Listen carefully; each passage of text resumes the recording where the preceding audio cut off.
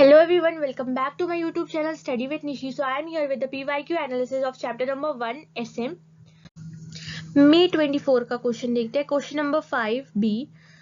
Second para देखते हैं actually question क्या पूछ रहा है. आइडेंटिफाई द स्ट्रेटेजिक लेवल के बारे strategic level that represent Raghav's role at Elvish global as the strategic adviser. Highlight the various benefit of strategic management in overcoming the different challenges to Raghav. Benefits के बारे में direct question पूछ रहा है. Strategic management के benefits क्या है. Part finder, then longevity of the business, corporate defense mechanism, proactive instead of reactive, framework for all the major decision. ये जितने आपको याद है बेनिफिट्स 4 से ज़्यादा, और जितने या 4 5 6 जितने याद है सारे लिखने हैं. देन स्ट्रेटेजिक लेवल की बात कर रहे हैं तो राघव कौन से रोल पर है, कॉर्पोरेट, बिजनेस या फंक्शनल. ये हमें कैसे पता चलेगा, जब हम क्वेश्चन को रीड करेंगे तब हमें पता चलेगा. So Elvish Global is a famous OTT platform facing fierce competition from its competitor amid changing consumer preference. This has made it difficult to retain customers at the existing television channel are also launching their own platform. The company has appointed Raghav to lead the companies forward as the sale and marketing manager. Raghav needs a design, creative and innovative advertisement campaign to gain competitive edges, engage the public and capture the market. Sale and market manager. Sale and market manager की बात हो रही है. Cell and marketing क्या है, function है. तो राघव कौन सा हुआ, राघव जो है वो अपनी कंपनी में फंक्शनल लेवल पर अपॉइंट हुए, जहां वो सेल एंड मार्केटिंग मैनेजर की बात हो रही है. Then design, creative and innovative advertisement. तो ये सब काय से रिलेटेड है, ये है फंक्शन से रिलेटेड. अब देखिए, आप आंसर को लेंदी आराम से लिख सकते हैं. अगर आपने ग्रुप 1 दे दिया है या फाउंडेशन क्लियर करके आए तो बहुत अच्छे से आप लेंदी आंसर आराम से लिख सकते हैं. लेकिन अब आपको आंसर किस स्ट्रक्चर में लिखना है हम उसकी बात करते हैं. तो पहले तो आप मेंशन करेंगे कि जो एल्विश कंपनी है वो फंक्शनल लेवल, उसमें जो राघव को अपॉइंट करा है वो फंक्शनल लेवल पे लिख करा है. पहले एक ये पार्ट हो गया. देन हम बात करेंगे फंक्शनल लेवल की बात करेंगे. फंक्शनल लेवल के बारे में लिखेंगे कि फंक्शनल लेवल के क्या, फंक्शनल लेवल का एक्चुअल डेफिनेशन क्या होती है, उसका एक आध दो बेनिफिट आप लिख लीजिए.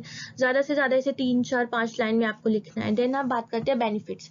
बेनिफिट हम पहले डिस्कस कर चुके हैं. जितने भी आपको 4 5 6 बेनिफिट याद हो, ये नहीं कि 4 मार्क्स के लिए पूछा है तो 4 बेनिफिट लिख के आने. आपको 5 भी याद है, 6 भी याद है तो लिखनी है. देन आप कंक्लूजन देंगे फंक्शनल लेवल का एंड बेनिफिट्स का कंक्लूजन देंगे.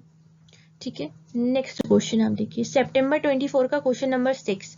डायरेक्ट क्वेश्चन है. Explain the brief the term objective is a part of strategic intent. Also outline the characteristics the objective of a company must possess to be meaningful and to serve the intended. Direct है, objective के बारे में लिखेंगे. Then आप उसके characteristics, objective के characteristics क्या होंगे.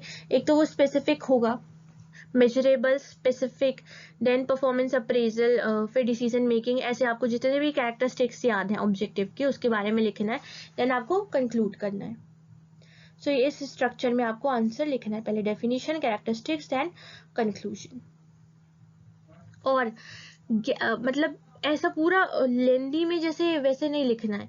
पहले आप डेफिनेशन ऑफ ऑब्जेक्टिव लिखेंगे, मतलब पैरा ऑब्जेक्टिव लिखा, फिर एक लाइन छोड़ी, फिर आप कैरेक्टरिस्टिक्स लिखिए. फिर जैसे ही आप एक कैरेक्टरिस्टिक्स मेंशन करेंगे तो उसका लिए उसके बारे में और लिखिए, 2-3 लाइन लिखिए. जैसे स्पेसिफिक बोला है तो स्पेसिफिक के बारे में एक दो स्पेसिफिक लिख के फिर 1-2 लाइन उसके बारे में लिखिए. तो ऐसे करके लिखिए, फिर आप उसके बारे में कंक्लूजन दीजिए. इसमें और ज़्यादा लेंदी हो जाएगा. Discuss the strategic approach taken by Acro Limited in the 2 different situations to stay competitive. Explain the strategic approach की बात हो रही है. Strategic approach क्या है हमारी, strategic approach है हमारी proactive and reactive are the strategic approach we have. तो हम दोनों पैरा को रीड करेंगे, अब हमें पता चल जाएगा कहाँ पे रिएक्टिव यूज हुई है, कहाँ पे प्रोएक्टिव यूज हुई है.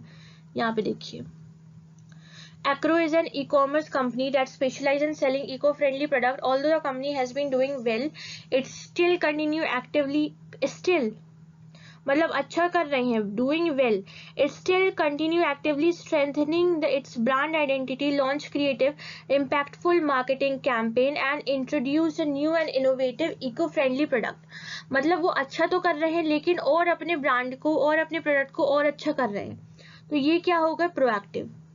कुछ इन्वायरमेंट में चेंज नहीं है, बस खुद से ही अपने जो कंपनी है उसको बेटर कर रहे हैं। नेक्स्ट पैरा देखिए, however the company started facing increasing competition from large retailers who are entering the eco-friendly space. To face the competition, company quickly started to adapt the changing market condition,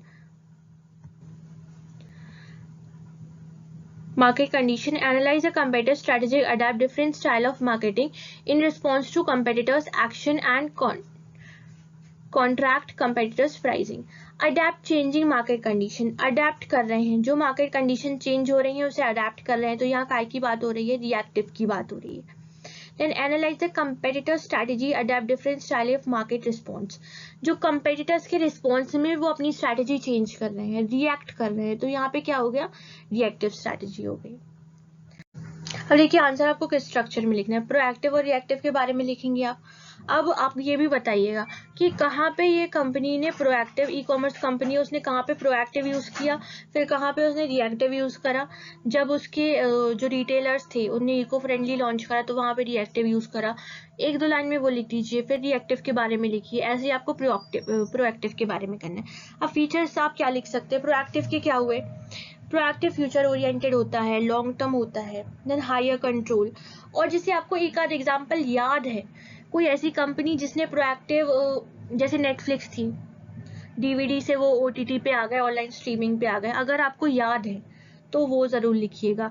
फिर आप reactive की बात करते हैं, तो reactive की हम कौन सी कंपनी ने रिएक्टिव, जैसे कोविड के टाइम पे वर्क फ्रॉम होम हो गया तो रिएक्शन हुआ, रिएक्टिव हुआ, तो ऐसे एग्जाम्पल लिख सकते हैं। अब रिएक्टिव के फीचर्स क्या लिख सकते हैं आप, एक तो प्रेजेंट ओरिएंटेड है, then immediate problem solving, lower control, ये उसके फीचर्स हो गए। अब उनने पूछा है कि कौन सी स्ट्रैटेजी बाद में अडेप्ट करनी चाहिए इन फ्यूचर, तो आपको सजेशन देना है कि blend of both the strategy. ठीक है, इस स्ट्रक्चर में आपको आंसर लिखना है।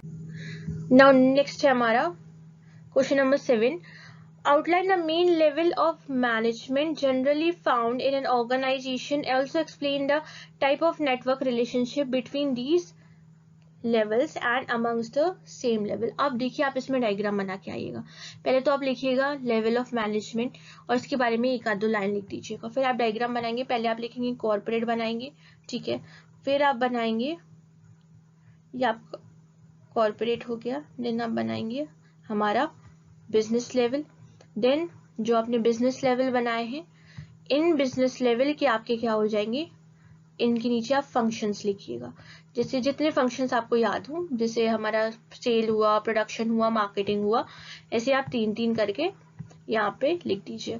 आप एग्जाम्पल भी यूज कर सकते हैं, जैसे हमारा टाटा है, मतलब जितना प्रेजेंटेबल आप दे सके। हाँ 3 मार्क्स के लिए तो हमें ज्यादा लेंदी भी नहीं करना है, जितना आप लिख सके। फिर आप तीनों लेवल्स के बारे में लिखिएगा।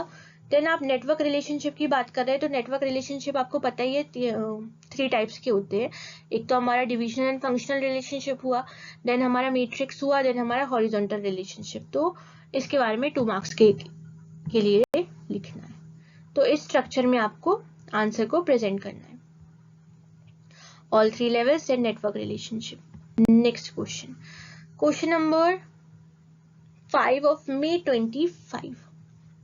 अब देखिए क्वेश्चन क्या पूछ रहा है, explain one of the, identify and explain one of the components of strategic intent which will help indicate towards the above. अब 1 पूछा है, एक ही बताना है हमें।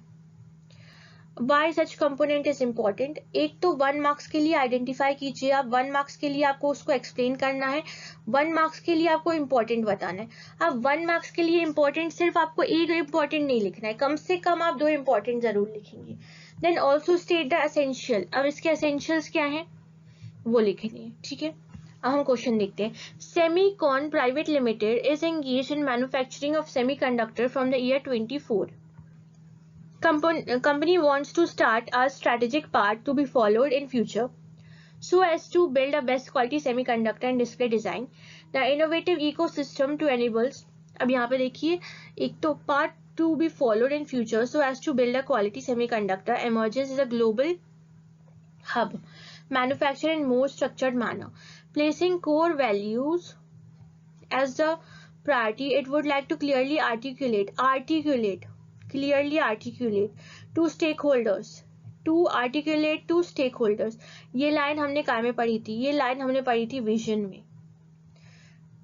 More structured manner, placing order core value as its priority. It would like to clearly articulate and to the stakeholders. तो ये काय की बात कर रहे हैं? विजन की बात कर रहे हैं. तो आप विजन को आइडेंटिफाई करेंगे कि यहाँ पे ये लाइन है, ये हमें ये इंडिकेट कर रही है कि ये विजन है. देन आप विजन को एक्सप्लेन करेंगे, फिर उसके दो इम्पोर्टेंट्स लिखेंगे, फिर उसके बाद आप उसके एसेंशियल लिखेंगे, जैसे वेल आर्टिकुलेटेड हुआ, create enthusiasm, then best worded, ऐसे आपके 4 हैं तो उसके बारे में लिखेंगे. तो विजन हो गया हमारा, उसके इम्पोर्टेंट हो गए, उसके एसेंशियल्स हो गए, इस स्ट्रक्चर में आपको लिखना है.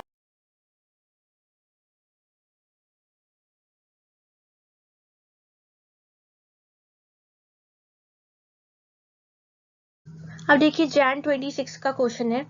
Objective with the strategic focus is aimed at achieving outcomes that enhance an organization overall business position and competitive strength. In a view of the above statement, enumerate the characteristics of ideal objective that are meaningful and effective, serves their intended purpose. और write a short note. 2 question पूछे हैं.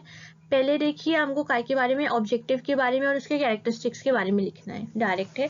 Then next है आपको concept of strategy के बारे में लिखना है. अब देखिए देखते हैं objective and characteristics. Then next आप जब कॉन्सेप्ट ऑफ स्ट्रैटेजी के बारे में लिखेंगे, ये तो आपका पैरा वाला आंसर हो गया, ठीक है, पैराग्राफ में लिखने वाला. तो आप पैराग्राफ में कैसे लिखेंगे इसको?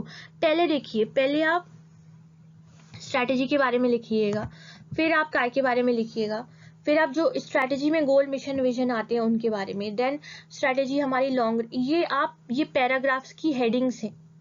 आपको ऐसे हेडिंग में नहीं लिखना है कि गोल मिशन विजन फिर उसके बारे में. ये direct in go with the flow वाले पैराग्राफ है. ये आप गोल मिशन विजन के बारे में आप 4-5 line, then long range blueprint के बारे में 2-3 लाइन, देन हमारे पॉइंट आ जाते हैं फ्लेक्सिबिलिटी, स्ट्रैटेजी फ्लेक्सिबल रहती है तो उसके बारे में 3-4 लाइन, ऐसे करके. देन ऑल 3 लेवल्स की बात करते हैं, जैसे कॉर्पोरेट हुआ, फंक्शनल हुआ, कॉर्पोरेट बिजनेस फंक्शन, इसके बारे में आप कितना 6-7 लाइन्स में लिख सकते हैं. तो इस पैराग्राफ में आपको लिखना है स्ट्रैटेजी. जब कॉन्सेप्ट ऑफ स्ट्रैटेजी पूछा जाए इतना लिखना है, जैसे कम से कम 1.5 से 2 पेज जरूर, मैक्स टू मैक्स 2.5 पेज. जब भी 5 मार्क्स का आता है इतना तो आपको लिखना ही है. एक पे जैसे और ज्यादा ही आप ज्यादा नहीं लिख पा रहे हैं तो 1 पेज तो जरूर लिख के आइएगा. 1 या 1.5 पेज ज्यादा जरूरी है. उसकी ज्यादा आप एक्सटेंड कर सकते हैं, जहाँ पे आप डायग्राम, और ये नहीं कि सिर्फ लिखना ही है. कई क्वेश्चन हैं जैसे कि आप जैसे लेवल ऑफ ऑर्गेनाइजेशन पूछ लिया तो उसमें आप डायग्राम बना सकते हैं. जैसे हम चैप्टर नंबर 5 में स्ट्रक्चर्स पढ़ते हैं तो उसका डायग्राम बना सकते हैं. फिर आप बताए एग्जाम्पल लिख सकते हैं. जैसे आप किसी कंपनी का आपको ऑब्जेक्टिव याद हो तो उस कंपनी के ऑब्जेक्टिव के बारे में लिख सकते हैं. किसी का मिशन विजन याद हो तो उसका एग्जाम्पल, तो 1-2 लाइन, जैसे आपने मिशन के बारे में लिखा, फिर आपको किसी कंपनी का मिशन याद था तो आपने जैसे नेटफ्लिक्स का ये मिशन है तो आपने उसके बारे में लिखा, जैसे अमेजोन का ये मिशन है तो उसके बारे में लिखा. तो इस तरीके से आप लिख सकते हैं. और जहां डायरेक्ट ये जैसे कॉन्सेप्ट स्ट्रैटेजी डायरेक्ट पैरा वाला आंसर था, ठीक है, तो इसके बारे में आप ऐसे स्ट्रक्चर में लिख सकते हैं कि प्रेजेंटेबल भी लिखिए, लेकिन सीधा ऐसा स्पीच की तरह नहीं लिखना है, पैराग्राफ में लिखना है तो ज़्यादा ब्यूटीफुल लगेगा. देखिए हमारा एक क्वेश्चन और रह गया, दैट इज सितंबर 25 का क्वेश्चन है. उसमें कुछ नहीं, सिर्फ मिशन एंड विजन के बारे में लिखना था. सो वो क्वेश्चन हमारा इसमें सिर्फ इतना ही लिखना है, तो हम इतना ही कवर करते हैं. आज के लिए इतना ही. आई होप आपको एक्सप्लेनेशन जो PYQ एनालिसिस का था वो समझ में आया हो. और लाइक कीजिए, सब्सक्राइब कीजिए और अपने फ्रेंड्स के साथ शेयर कीजिए. और कोई भी डाउट हो तो ज़रूर कमेंट कीजिए. Thank you so much for watching.